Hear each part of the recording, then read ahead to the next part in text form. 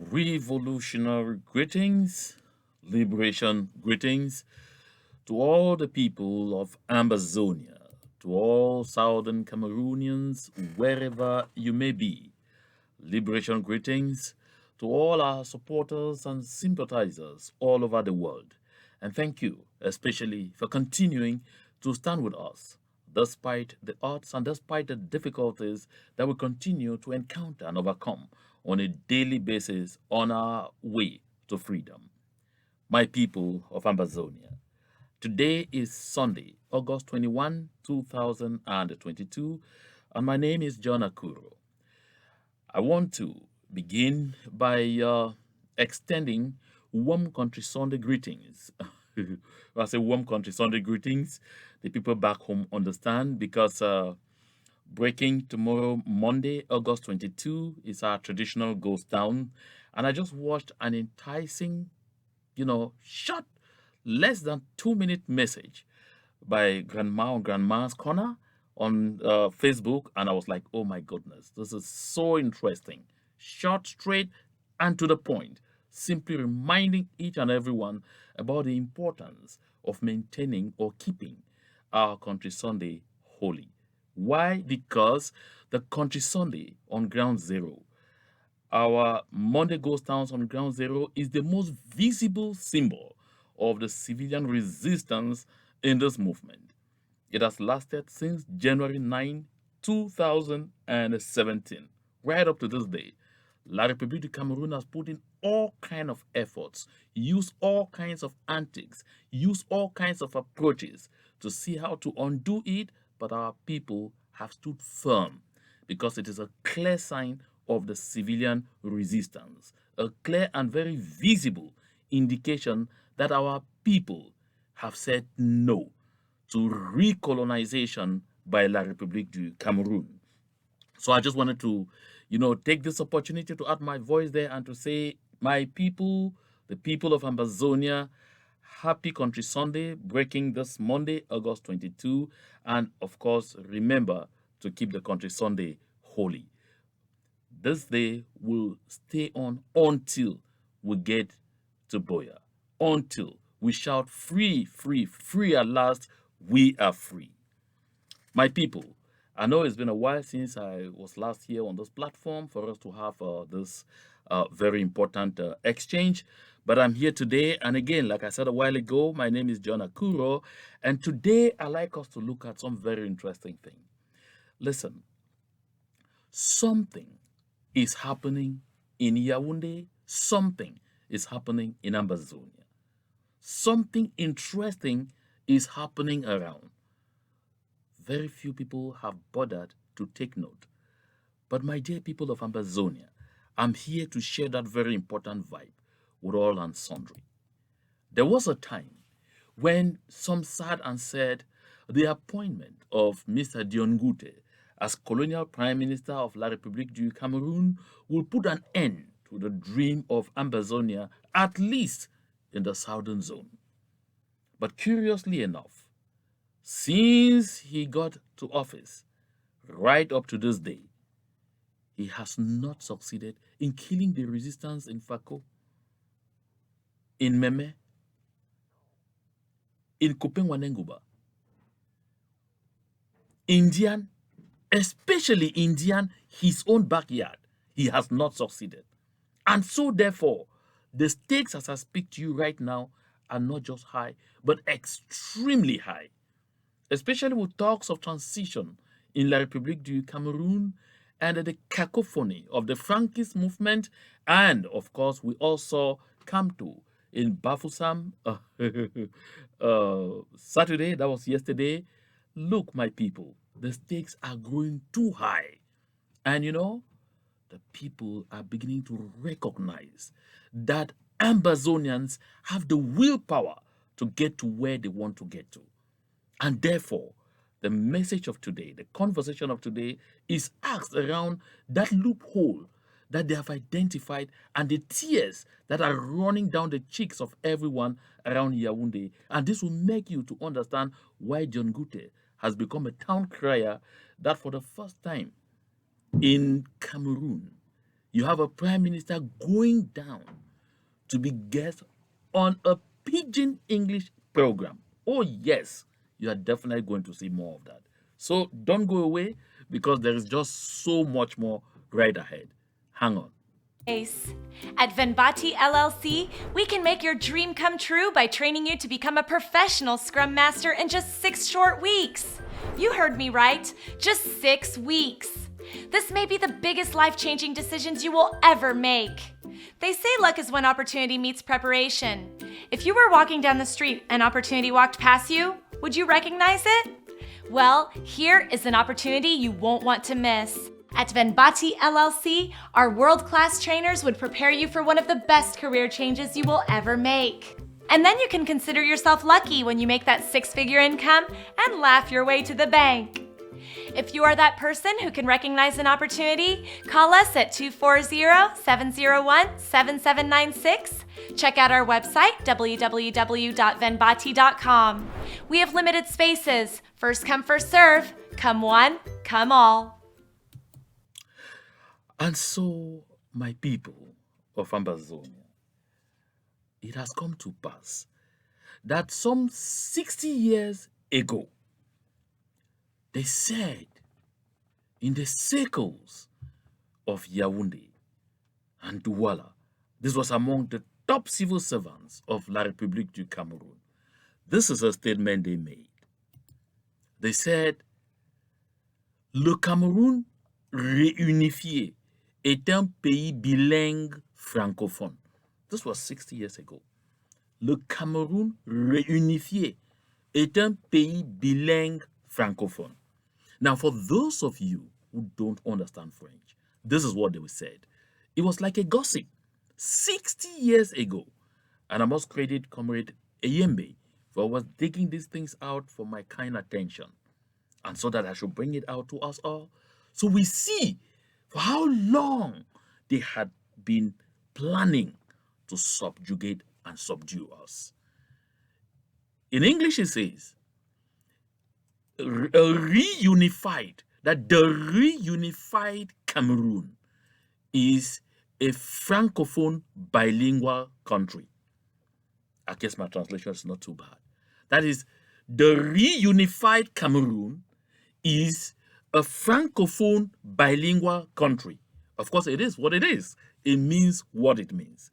Because 60 years later, we all come to the realization that right from day one in 1961, authorities of La République du Cameroun knew that we coming to join them in a so-called federal system as two parties equal in status was just a charade. That it was just going to be a matter of time before the bilingual Cameroon becomes a francophone bilingual country, which means that it's a francophone country in which the English language will be tolerated. That is exactly what it has been.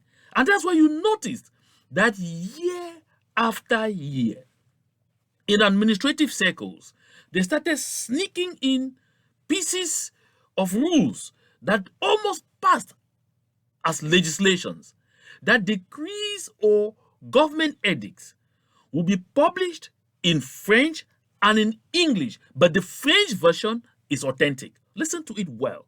They always added that little but, and nobody ever took note. We just said, oh, okay, it means that it will come out in both languages. But when they add that but, the French version will be authentic.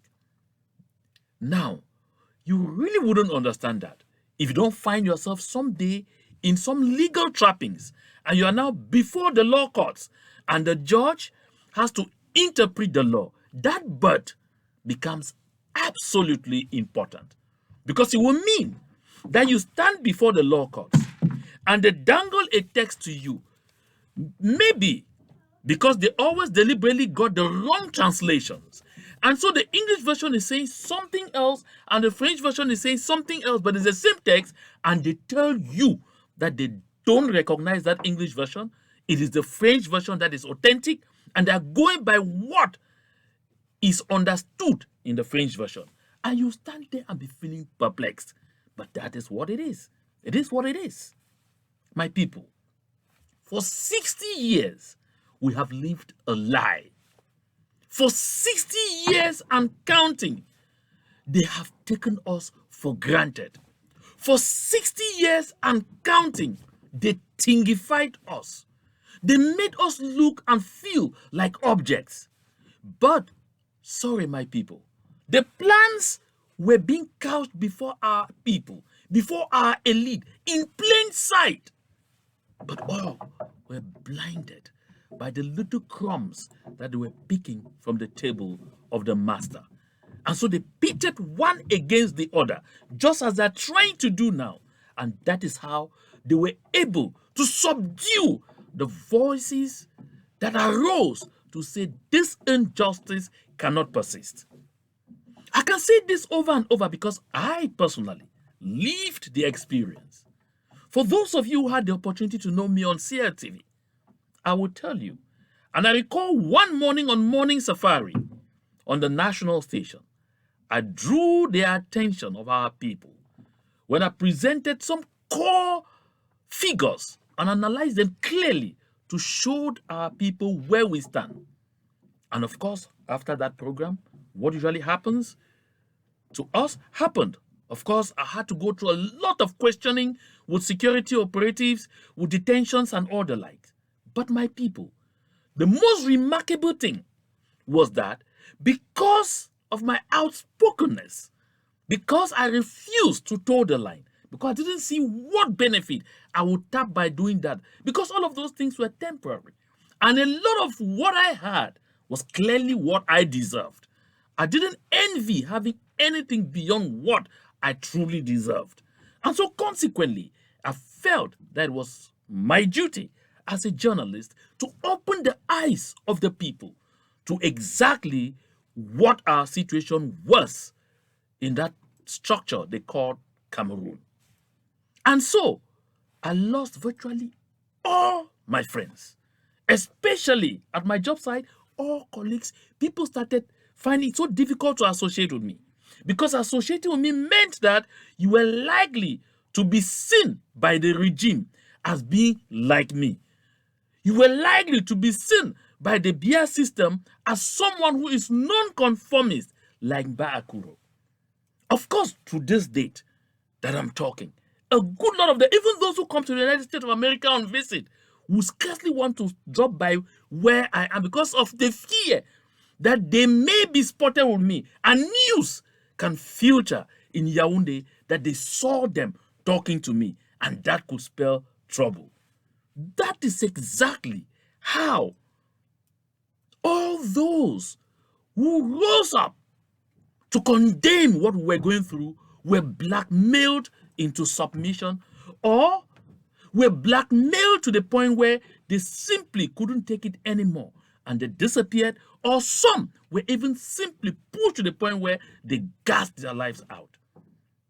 This is the same fate that was reserved to the duo of magistrates who, in the late 90s, or in the early 90s, yes,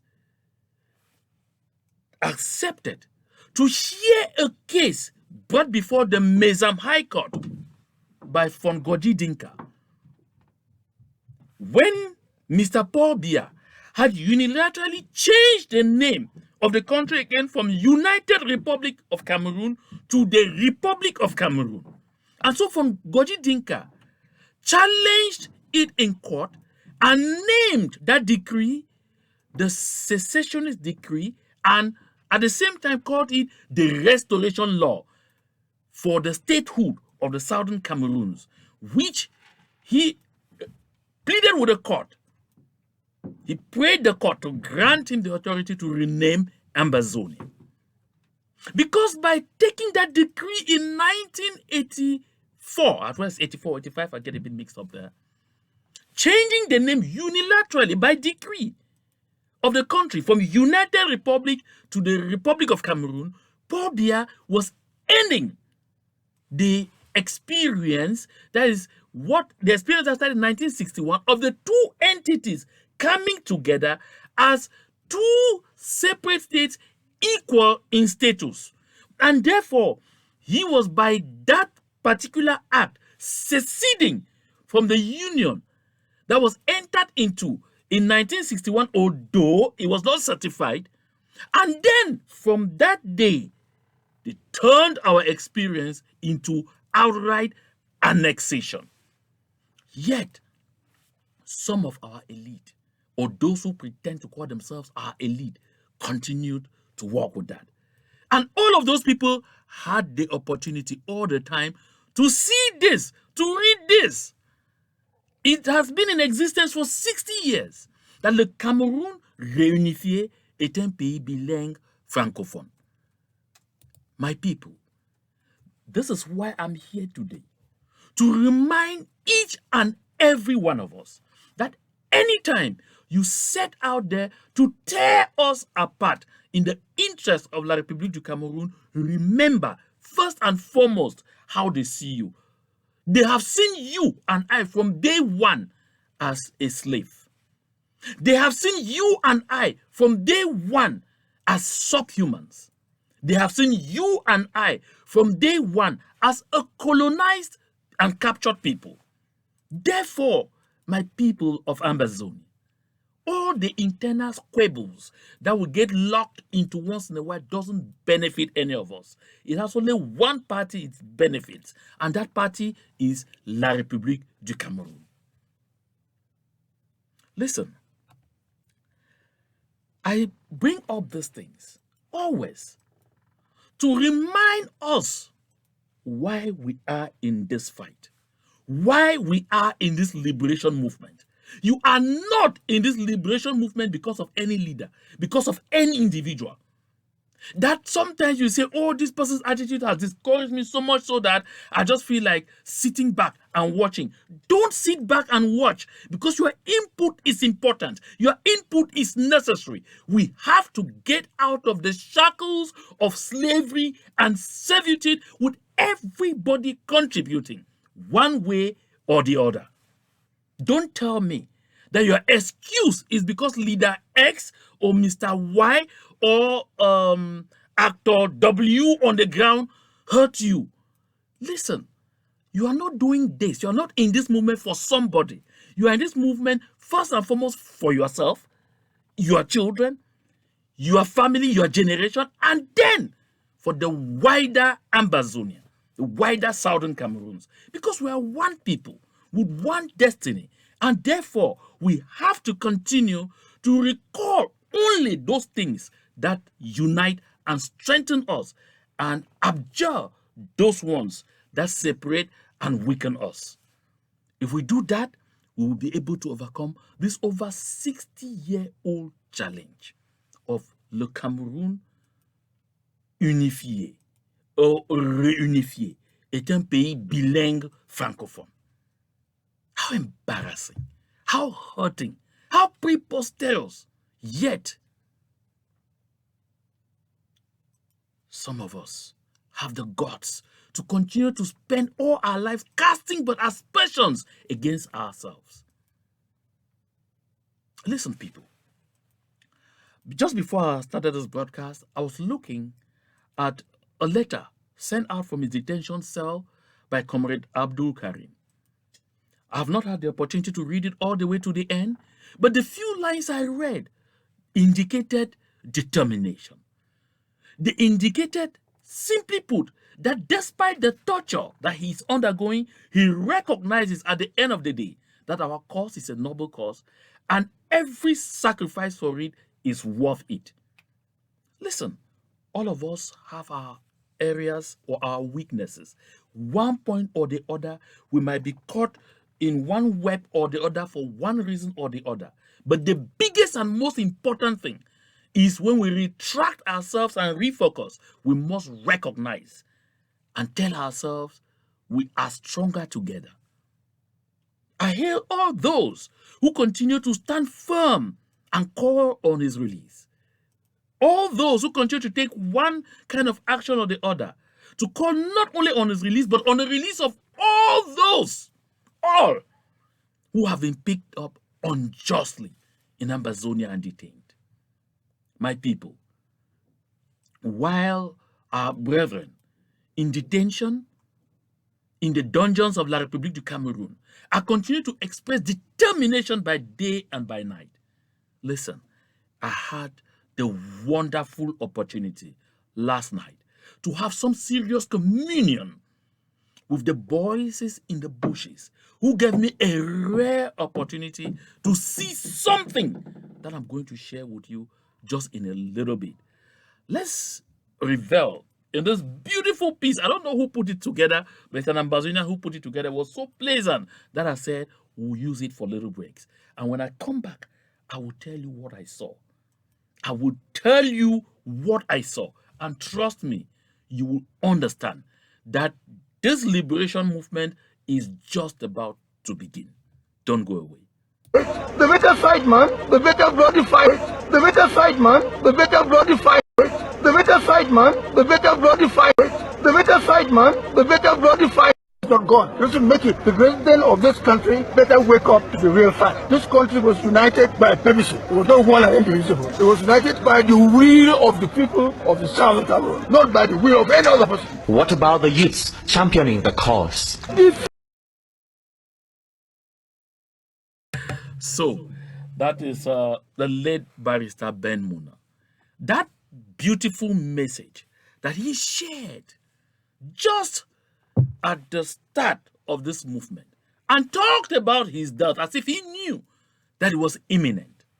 And he said, you better bloody fight for your rights because you are not expecting the Fonchas, the Munas, the Endeles, the NNBles, the Chief Ayamba Ete Otun, the Molanjo Litumbes, you are not expecting them.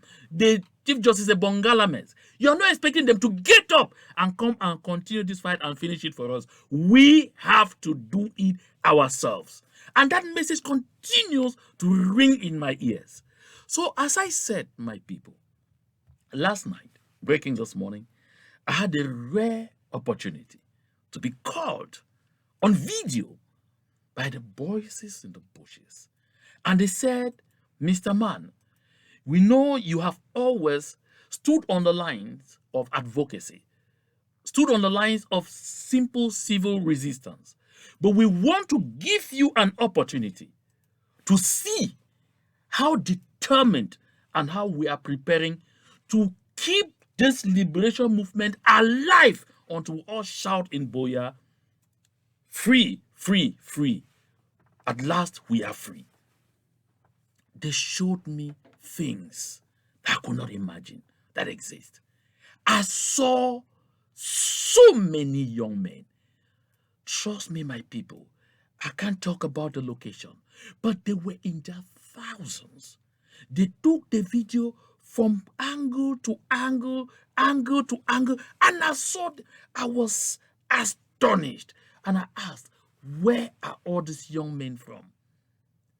And the few young girls that were with them. And they told me they are all your brothers and sisters of Ambazonia. Nobody from anywhere else.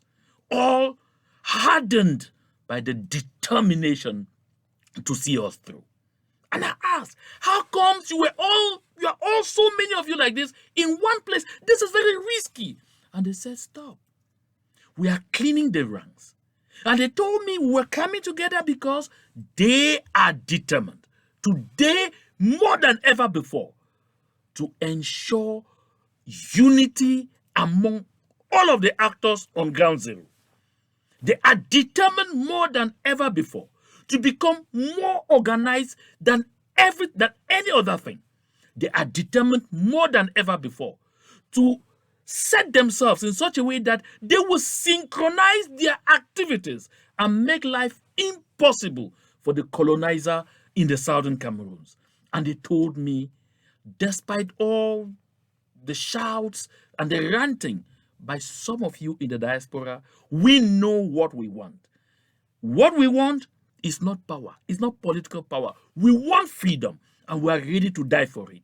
All we ask is for you people to give us the opportunity to get that freedom and hand it over to you. You people can then do whatever you want to do with that power. But for now, allow us the free hand to do what we must do. And one of them told me very tearfully, as he spoke to cheers from his brethren, they actually did send me the video and prayed me never to broadcast it. And they showed me their creations, things they have developed on the ground, to tell me, even if you people were to decide to go foolish, we will not abandon this movement. We will get to our final destination, which is Boya. I was very tearful. Tears of regret? No, no, no. Tears of joy. But again, I felt saddened that a good lot of us will not have the opportunity to see what I saw and understand just what lies ahead of us. I couldn't be more proud to be an Ambazonian. I couldn't be more proud to be a Southern Cameroonian. I couldn't be more hopeful of a bright tomorrow for all the children of the Southern Cameroons, both those born and unborn. I couldn't be more optimistic that that freedom that we are seeking is on the way. My people of Ambazonia, I take this opportunity to urge all of us to continue to throw our weight and give the deserved support to all those who are standing on the lines for us. They deserve our support every other day. And so therefore, before we get to the John Ngute story, look at this. Anytime you see these things, they should remind you just why we must leave that fabric called La République du Cameroun. Just look at this. Government cuts down recruitment into public service amid budgetary constraints. What does this tell you? The government of Cameroon, each time they say they are creating jobs, it is about employing massively into a public service that doesn't present any chances for growth for anyone. No country in the world has ever attained economic emergence by promoting the public service over the private sector, by promoting the public service over creativity. That is why every single child going to school in Cameroon is only eyeing ENAM, ERIC, ESTIC, ENS. But lately, I even learned that even ENS, they will stop recruiting directly from ENS. The government of Cameroon are not only wanting over the years. Once there are complaints, they say we will recruit 30,000 people into the public service. And they hire you, and you go for 5, 7, 8 years without a salary. And at the end of the day, when they pay you 30,000, 45,000, 50,000, an insult and a mockery. That is not the kind of life that the people, the great people of the Southern Cameroons, aka Ambazonia, deserve. We deserve better. We deserve a country in which the government is only a regulator, creating necessary conditions for the people to create jobs, for the private sector to blossom, creating the kind of conditions necessary for young people to invent, to create solutions for the problems we face in our environment. That is the kind of society that we are seeking. That is the kind of society that Ambazonia, that Southern Cameroons was before we got into this unfortunate experience in 1961. I bring this to share always so we know. And at the end of the day, you find people after you have sent your child to school, suffer until they have a first degree, a master's, sometimes right up to PhD, no job, and you are forced to start selling coffee farms, cocoa farms, or family land to get millions in order to buy them space into a public school. Last I heard, that was 2 days ago, that the entrance into ENAM now, the cost is 15 million CFA. And there are people, ENAM graduates, who are treasurers, who are magistrates, who are tax inspectors, who are senior social affairs officers or whatever, who themselves have even gone and put 10 million for their children to get into that same ENAM and failed. Now take a look at this. 10 million CFA. Turn that into Naira. Give it to an Igbo man and ask him whether he will go to buy a job in the public service. And he will ask you where you were born. I had the opportunity to meet people from China, from India, from Ethiopia here in the United States.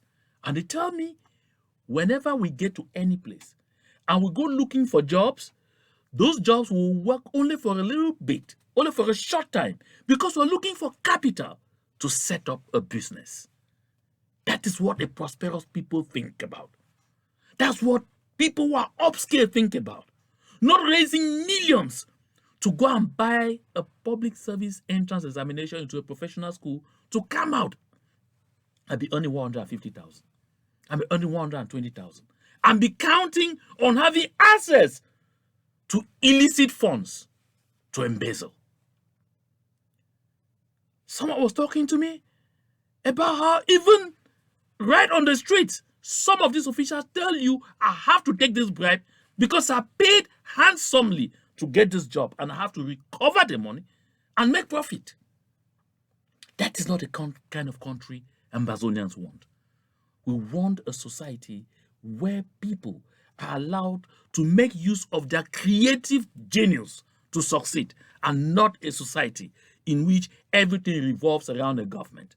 And at the end of the day, you spend your life thanking the head of state for making it possible for you to pass a GC advanced level, thanking the head of state for making it possible for you to earn your first degree, thanking the head of state for making it possible for you to get into a professional school, thanking the head of state for making it possible for you to get a job. What an embarrassment. What a shame. Just take a look at this. This is a message by the current president of Zambia, Hakainde Hichilema, whom I had the rare privilege to interview when he was still a candidate. That's what he says. Zambians don't have to thank me for the job I am doing. No, he's clear. Zambians don't have to thank me for the job I am doing. It's what they voted for me to do. They must not agree when I do wrong things, like acquiring excessive debt. There's no need to thank me. When I send my children to school, they shouldn't thank me. Maybe they will. But you know my response? It's my duty. HA's duty is to improve the lives of the people of Zambia. Same goes for cabinet, MPs, and anyone in public office. But can you conceive a situation in Cameroon where somebody is appointed sub-director in a ministry and the people don't sit together to send a motion of support to their president, Mr. Paul Biya, for making it possible for that person to be appointed? So was he therefore appointed on basis of merit? Let me give you a little interesting story. When I was working as a journalist at the CRTV national station in the newsroom, we went out and interviewed a government minister. This minister was in charge of scientific research. We finished that interview talking about the new generation, or talking about the mechanization of the agricultural sector in Cameroon. He was the minister in charge of scientific research, and he was talking about the activities of IRAD, whose duty it is, of course, to develop, or to come up with new development, to carry out research that should help change the way of doing agriculture in that country. When we had finished this interview and we had gone back to our station and we were beginning to edit to prepare for the news, hey, behold, a call came in. All those who were involved in that interview were being called back urgently by this minister of scientific research, who got back to his cabinet. Everyone thought something horrible had happened. But when we got there, the minister told us to cancel the interview and restart. And what was his problem? That he did not begin by thanking the head of state. Oh my goodness. I mean, it is right to that point that he did not begin by thanking the head of state. The same kind of folklore that you're seeing. Everything revolves around the personality of their head of state. I have a bone in my throat. I definitely will be right back. Would you like to make a six-figure income? Well, you have come to the right place. At Venbati LLC, we can make your dream come true by training you to become a professional Scrum Master in just 6 short weeks. You heard me right, just 6 weeks. This may be the biggest life-changing decisions you will ever make. They say luck is when opportunity meets preparation. If you were walking down the street and opportunity walked past you, would you recognize it? Well, here is an opportunity you won't want to miss. At Venbati LLC, our world-class trainers would prepare you for one of the best career changes you will ever make. And then you can consider yourself lucky when you make that 6-figure income and laugh your way to the bank. If you are that person who can recognize an opportunity, call us at 240-701-7796. Check out our website, www.venbati.com. We have limited spaces. First come, first serve. Come one, come all. So, my people, and thank you for letting me have that opportunity to clear my throat, all my people. I was therefore talking about this, that a government minister will call back a team of reporters to his office to say, no, don't pass this information on the 3 p.m. news. Leave it until 7 p.m., leave it until 8 p.m. Come back. I did not thank the head of state during the interview process.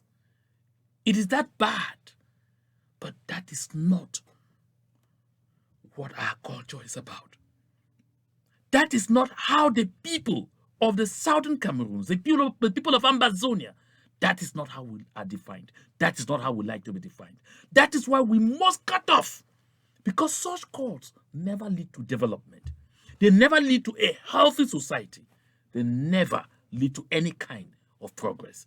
They only lead to the stifling of know-how, stifling of merit.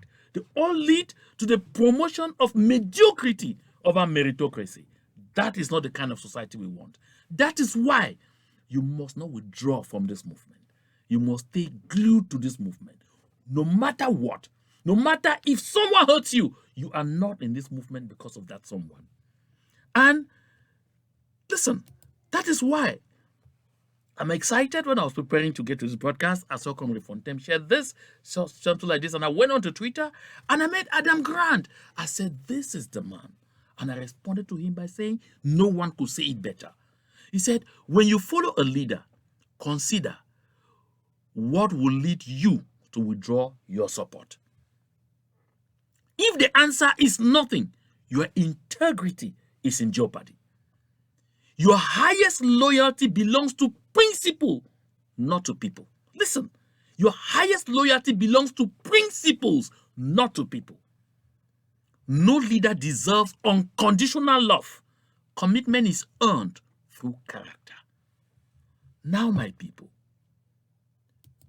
one of the problems that have kept that fabric called Cameroon where it is until this day is because of what you hear in motions of support called, we are promising our unflinching and unalloyed and unconditional support to the head of state.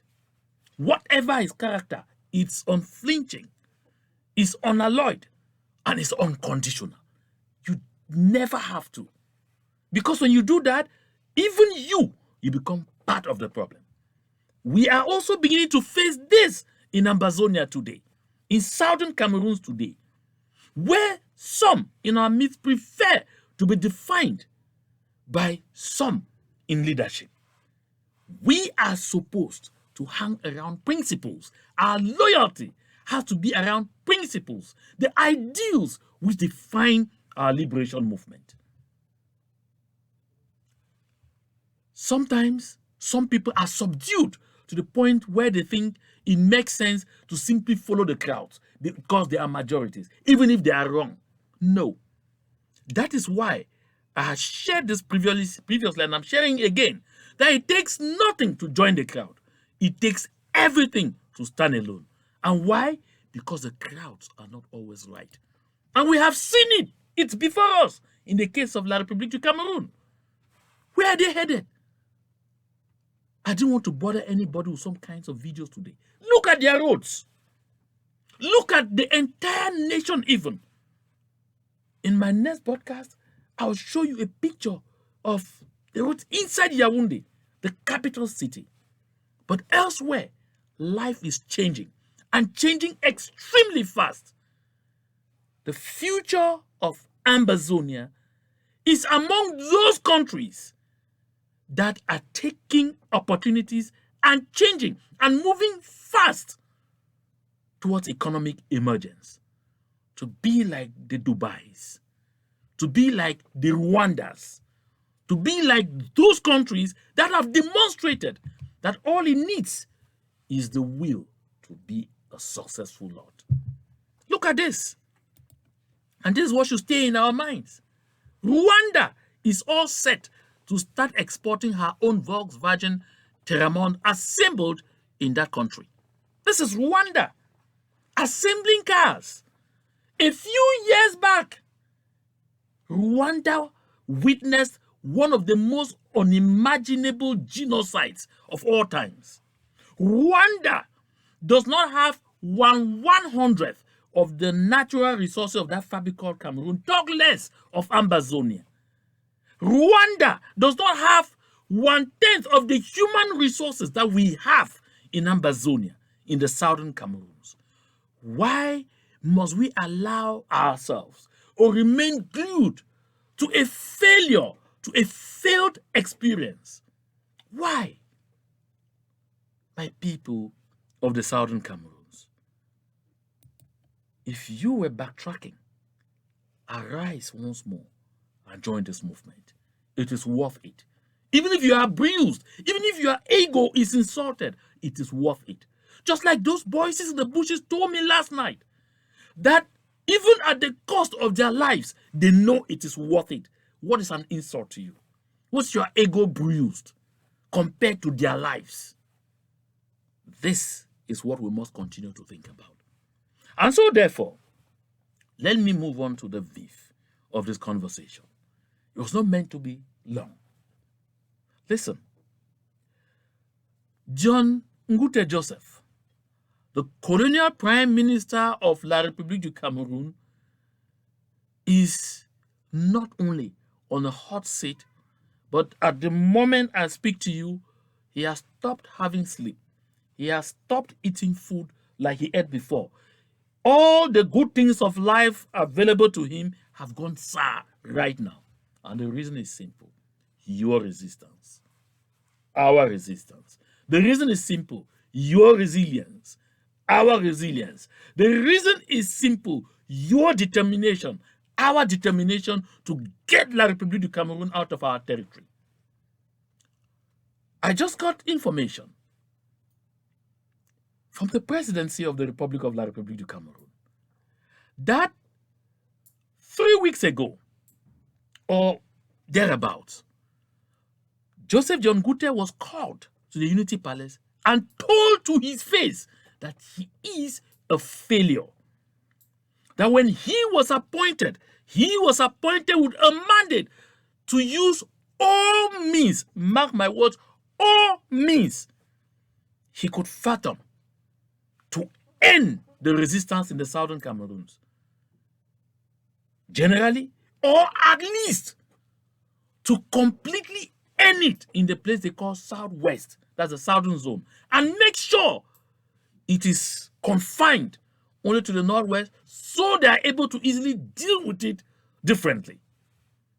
But unfortunately, they told Mr. John Ngute he has become a dismal failure because not only has he not succeeded in killing the resistance all over the southern Cameroons, he has even failed to abate it, even just to tamper it in his native Ndian. and especially in the entire southern zone. They reminded him that the epicenter of the Ambazonian liberation movement today in the southern zone is Ndian, and that demonstrates beyond reasonable doubt that he was not fit for the job description he was handed. They chided him that even the Grand National Dialogue, he had done nothing to sell the virtues. That is why. And they told him his job was on the line, straight to his face. That is why Mr. Dion Ngute had to jump out and find himself running on the streets like a town crier, and had to run quickly to ambassador to smash the can and say, please, oh, I want to talk. I want to talk for pidgin. Make I talk for the people. Maybe all the rounds I've done speaking in English, holding conferences, talking to myself, have yielded nothing. Let me try this way. That is not the only thing he did. He summoned the chiefs of Ndian. I reported that previously, but I didn't know exactly why. He summoned the chiefs of Ndian. They held a meeting and then they came out with a resolution. And that resolution was never made public. It was never published anywhere, strangely enough. But the key resolution, the key among the resolutions they arrived at, was to bring in Bayelsa boys into Ndian to see if they could use them to end what they now call the nightmare that is about to take him out of the Star Building. That is how Dion Ngute decided to factor out the defense of La République du Cameroon to non-state actors in Nigeria called Bayelsa boys. As I speak to you, those Bayelsa boys are moving from one part of Ndian to the other and planting fetish portions. They say it's medicines to trap the Amber boys. These are Nigerians coming away from Nigeria with fetish portions from Nigeria, thinking that it will work against Southern Cameroonians, Ambazonians on their territory. And now, does Dion Ngute even know that some of those portions they are planting could begin to affect the local people who are not even concerned about what is happening on the ground there? Oh my goodness. The level of desperation has reached a point that is unimaginable. And he does that, and they ask the general manager of PAMO to pay for it, because the government has closed the tap with Dion Ngute. Because Dion Ngute, like you all know, has been reduced to a laughing stock. That is why you hear small boys like Konda, who conserve my country people, insult Dion Ngute at will. Did you not hear? Tell Dion Ngute he's an incompetent, he's incapable of nothing, or that he's incapable of doing anything. He's capable of nothing. Konda, we all heard Nkongo's success belittle that same Prime Minister Dion Ngute, reduce him to rubble. And when we also hear Nkonda talk about him, Nkonda says that thing called Ellis Smith, I'm quoting him, called that thing called Ellis Smith, that is there, has taken the Prime Minister into the mud. Just look at the level where Dion has reduced himself, all because he seeks crumbs. But unfortunately for him, the will of the people of the Southern Cameroons is so strong. That is why you notice that Moja went to Yaounde, summoned for the courts, and came back and could make a louder noise because Dion Ngute called him again and said, look, I depend on you. If you don't up the ante, I am finished. I am finished.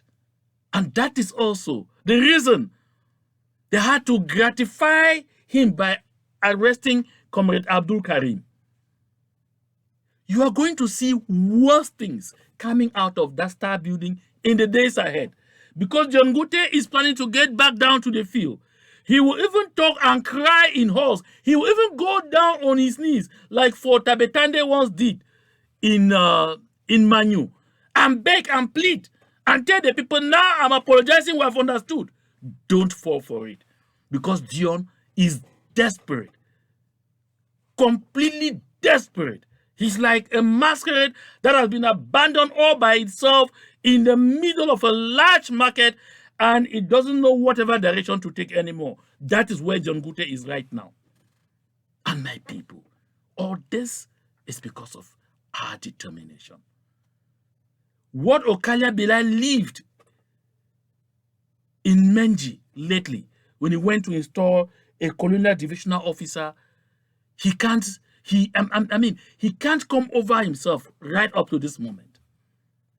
And his reports too was simply that John Ngute was not just a failure, but a dismal failure.